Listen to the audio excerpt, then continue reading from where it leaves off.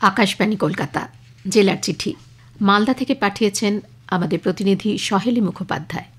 দেখতে ঠিক কদম ফুলের মতো, মিষ্টান্নের নামের সঙ্গেও কদম যোগ। আবার এই মিষ্টান্ন তৈরি করা হয় পোস্ত দিয়ে। মালদার বিখ্যাত এই মিষ্টি রসকদম। আর 5টা মিষ্টির থেকে এর স্বাদ সম্পূর্ণ আলাদা। রসগোল্লা, ক্ষীর ও চিনি এই 3টিরই আলাদা আলাদা স্বাদ পাওয়া যায় রসকদমে। তাই এর চাহিদাও গোটা দেশ জুড়ে। শুকনো এই মিষ্টি 1 সপ্তাহ রেখে খাওয়া যায়। মালদা জেলা জুড়ে এই মিষ্টি পাওয়া যায় 10 টাকা থেকে 20 টাকা পিস হিসেবে। এই মিষ্টি তৈরির পদ্ধতিও একটু অন্যরকম। প্রথমে ছানার রসগোল্লা তৈরি করে একদিন রসে ডুবিয়ে রাখা হয়। তারপর ক্ষীর ও চিনি দিয়ে তৈরি করা হয় পাক। রসগোল্লার ওপরে ক্ষীরের মোটা আস্তরণ দিয়ে গোলাকার করে তার উপর দেওয়া হয় পোস্ত। পোস্তর দানা ওপরে থাকায় দেখতে লাগে কদম ফুলের মতো। এর পাশাপাশি এই জেলা বিখ্যাত আমের জন্য। ইতোমধ্যেই মুকুলের দেখা মিলেছে আম বাগানগুলিতে। শুরু হয়েছে আম গাছে স্প্রে করা থেকে পরিচর্যা। মূলত ফেব্রুয়ারি মাসে প্রথম থেকে দ্বিতীয় সপ্তাহেই মালদাহে আম বাগানগুলিতে মুকুল আসতে শুরু করেছে। এই সময় গাছের পরিচর্যা করা অত্যন্ত জরুরি। মুকুল আসার ঠিক আগে আগেই গাছের সঠিক পরিচর্যা করলে ভালো মুকুল ফোটে। জেলা উদ্যান পালন দপ্তরের কর্তব্যরত আধিকারিকরা জানালেন, এখন কৃষকদের আমের গাছ পরিচর্যা করার দরকার। আমবাগানগুলিতে গাছের শাখা প্রশাখা ভালো করে জল দিয়ে ধুয়ে গাছের ওপরের ধুলোবালি, পোকামাকড় পরিষ্কার করার পরামর্শ দিচ্ছেন তারা। এতে মুকুল ফোটার সময় কোনো রকম পোকামাকড়ের উপদ্রব হবে না গাছে। এ সময় প্রতিটি আমবাগানের গাছের গোড়া গোল করে খুঁড়ে দেওয়ার পাশাপাশি নিয়মিত সেখানে জলের সঙ্গে জৈব সার দিলে আগামী মরশুমে ফলন ভালো হওয়ার সম্ভাবনা রয়েছে। আধুনিক মালচিং পদ্ধতিতে করলা চাষ করে ব্যাপক লাভবান হচ্ছেন মনতোষ রাজবংশী।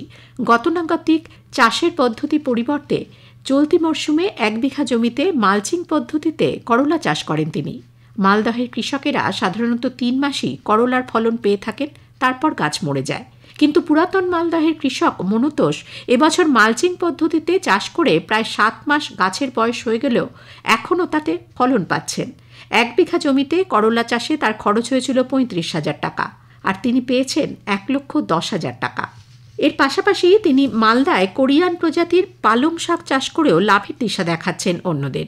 এই কোরিয়ান প্রজাতির পালং শাককে বলা হয় বকচই শাক। চলতি বছর মনতোষবাবু বাণিজ্যিকভাবে তার জমিতে এই বকচই শাকের চাষ শুরু করেছেন। উদ্যান পালন দপ্তর সূত্রে জানা গেছে, এই বকচই মূলত কোরিয়া এবং চীনের সবজি। দেখতে অনেকটা পালং শাকের মতো, স্বাদও অনেকটা দেশি পালং শাকের মতোই।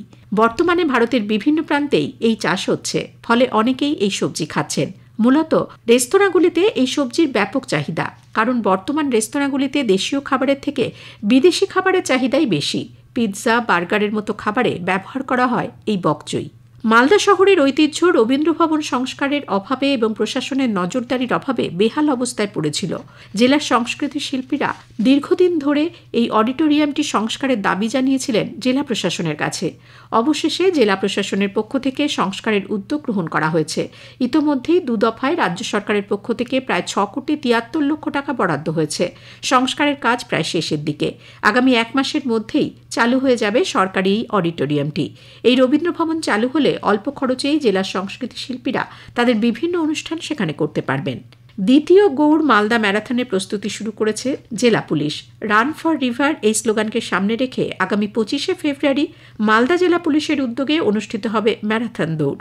মালদা শহরের মাঝ দিয়ে বয়ে যাওয়া মহানন্দা নদী সংস্কারের লক্ষ্যেই এর আয়োজন করা হয়েছে। পুলিশ সুপার প্রদীপ কুমার যাদব বলেন, আগামী 25শে ফেব্রুয়ারি রান ফর রিভার এই স্লোগানকে সামনে রেখে ম্যারাথন দৌড়ের আয়োজন করা হয়েছে জেলা পুলিশের পক্ষ থেকে। গতবারের গ্রামীণ ম্যারাথন দৌড়ে সাফল্য পেয়েছিল জেলা পুলিশ। 21, 10 এবং 5 কিলোমিটার এই 3 বিভাগে এই দৌড়ের আয়োজন করা হয়েছে। সম্প্রতি পেশ হয়েছে মালদা জেলা পরিষদের 2024-25-এর বাজেট। মালদা শহরের মকদমপুর এলাকায় বিনয় সরকার অতিথি আবাসের সভাকক্ষে এই বাজেট পেশ করা হয়। এবছরের বাজেট 191 কোটি টাকার, যা গত বছরের তুলনায় প্রায় 100 কোটি টাকা কম। জেলার চিঠি শেষ হলো। মালদা থেকে এটি লিখেছেন আমাদের প্রতিনিধি সহেলী মুখোপাধ্যায়।